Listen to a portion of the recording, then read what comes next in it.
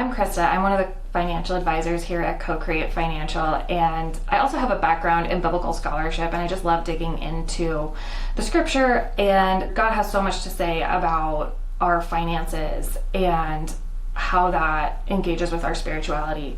I was digging into a passage this week, and it's Matthew 6:19, where Jesus tells us, "Do not store up for yourselves treasure on earth, where moth and rust destroy and where thieves break in and steal. But store up for yourselves treasure in heaven, where moth and rust do not destroy and where thieves do not break in and steal." As I was looking at this passage, I was flipping through my Greek, and something stuck out to me that I felt like I really wanted to share with you, and that is this word for rust. The Greek word is brosis, and what's interesting about it is that it really isn't rust. It's the act of eating or consuming, or we could say consumption.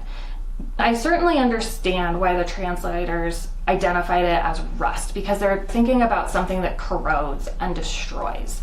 And other translations, NIV uses vermin, and there's another translation I looked at that referred to it as eating insects, where it's like they were digging into that eating concept and felt like they had to add the clarification of insects. But I think there's actually some significance in it just being this very neutral word of consumption, not being directly tied to a particular thing that is doing the eating, destroying, and making the wealth disappear. Because there's lots of things that consume wealth, but one of the main ones is our own consumption. When we use that in that neutral term, we can view it as your own consumption. So let's think about this verse again. Do not store up for yourself treasure on earth where moth and consumption destroy. With this, of course, our own consumption is not inherently bad. We have to view it in this neutral way. You know, God gives us resources to use for our own consumption. We have to pay our bills, put food on the table, a roof over our heads, and those aren't bad things. And I think God even blesses us to really enjoy life sometimes. But at what point are you trading your present day consumption for treasures in heaven? I think that's a point worth digging into, because as a financial advisor, what I see, the biggest thing that eats up people's wealth is their own consumption.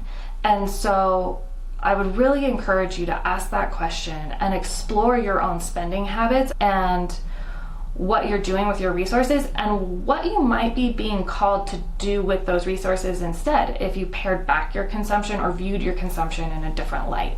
Once again, consumption's not bad or evil, and there's not a magic number where a certain amount is too much. But I think Jesus is definitely talking about all the risks to our wealth, not just the external risks, but also the internal risk of how we use it and consistently always want more, and we can always use it to consume more, or we can use it to invest in treasures in heaven.